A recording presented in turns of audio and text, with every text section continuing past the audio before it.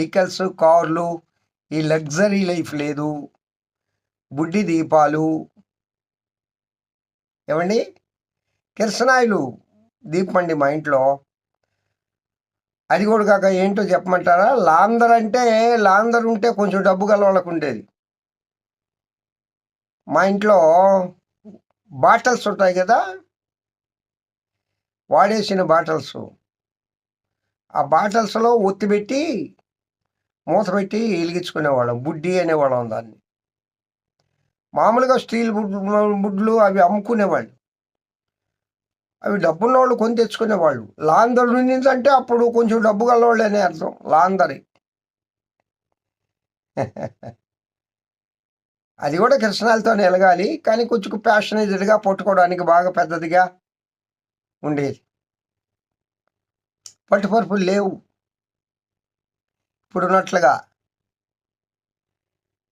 నులక మంచాలు, దాని మీద ఏదైనా ఒక దుప్పటి పరుచుకోవడమో, లేకపోతే అది ఉత్తమ మీద పడుకున్నా ఎంత హాయిగా నిద్ర వచ్చేదో. ఇప్పుడు పరుపుల మీద పడుకున్నా పిల్లోళ్ళు నిద్రపోవడం లేదు, సెల్లులు చూస్తూ ఉన్నారు.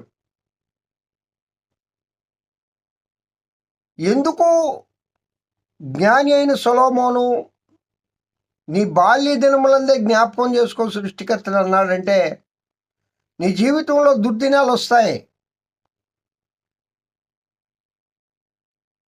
ఇప్పుడు ఇదిగో వీటిల్లో నాకు సంతోషం లేదు. ఇప్పుడు యవనప్రాయంలో వేటిని బట్టి నువ్వు సంతోషిస్తూ ఉన్నావో, దేన్ని కోరుకుంటూ ఉన్నావో, వీటి ఎందు నాకు సంతోషం లేదు అని చెప్పే దినాలు రాబోతున్నాయి. అసలు అవి ఎందుకు చేశానా, అసలు ఏమిటి ఆ పనులు అని చెప్పుకునే దినాలు రాబోతున్నాయి. చెప్పు సంవత్సరాలు రాకముందే అంటాడు. తేజస్సునకును సూర్యచంద్ర నక్షత్రాలకును చీకటి కమ్మకముందే.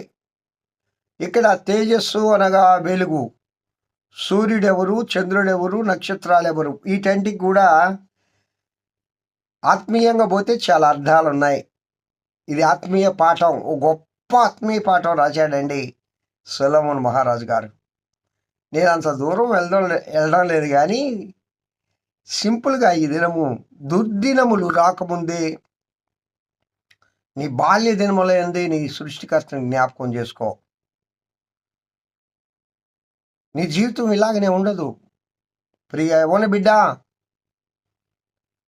ప్రియ సహోదరుడా,